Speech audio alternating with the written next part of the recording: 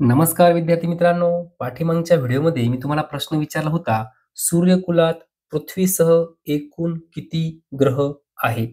या प्रश्नाचं योग्य उत्तर आहे 8. किती ग्रह आहेत? 8.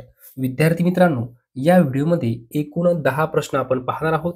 10 प्रश्नांपैकी कमीत कमी 8 प्रश्नांची उत्तरे तुम्हाला यायलाच पाहिजे.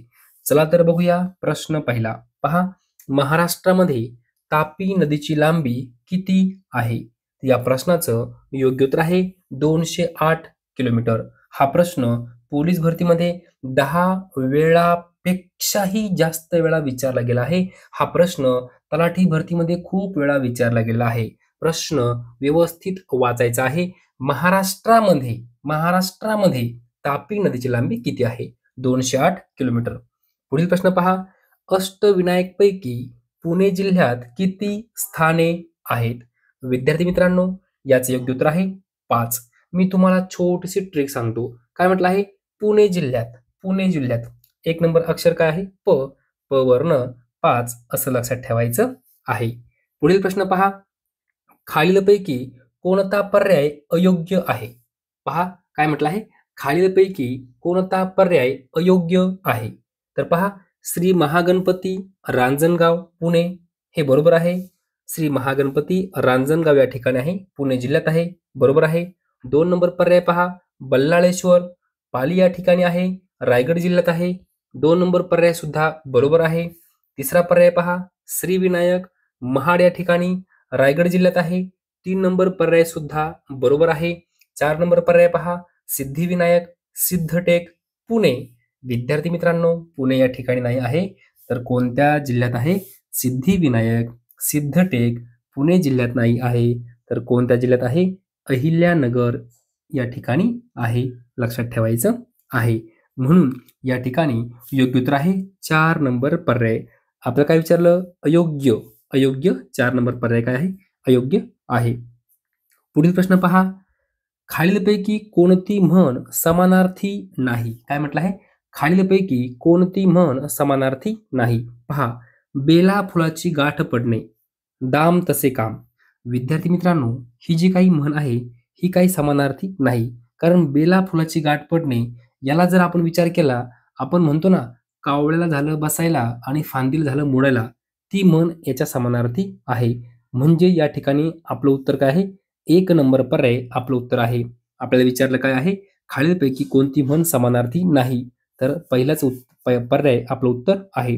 आपण दुसरा पर्याय पाहू. पी हळद अन हो गोरी म्हणजे काय? उतावा नवरा गुडघ्याला बाशिंग ही म्हण समानार्थी आहे. वराती मागून घोडे म्हणजे काय? बैल गेला अन झोपा केला ही सुद्धा म्हण समानार्थी आहे. वासरात लंगडी गाय शहाणी म्हणजेच काय? गावंढ्या गावात गाढवीन सव्वाशीन काय? सव्वाशीन ही म्हण सुद्धा समानार्थी आहे. या ठिकाणी योग्य उत्तर काय आहे? 1 नंबर पर्याय म्हणजे काय आहे? चुकीचं आहे. ओके, समानार्थी नाही असं विचारलेलं आहे. पुढील प्रश्न पहा, चंद्रग्रहणाचे कारण पृथ्वीची सावली चंद्रावर पडणे हे प्रथम कोणी स्पष्ट केले? काय म्हटलं आहे? चंद्रग्रहणाचे कारण पृथ्वीची सावली चंद्रावर पडणे हे प्रथम कोणी स्पष्ट केले? पर्याय पहा, उत्तर माहिती असेल तर कमेंटमध्ये उत्तर सांगा. या ठिकाणी योग्य उत्तर आहे आर्यभट्ट. पुढील प्रश्न पहा, जगाचा स्केल नकाशा प्रथम कोणी बनवला? जगाचा स्केल नकाशा प्रथम कोणी बनवला?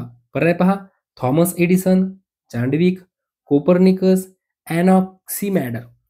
तर या ठिकाणी योग्य उत्तर काय असणार आहे? योग्य उत्तर आहे ॲनॉक्सिमॅडर.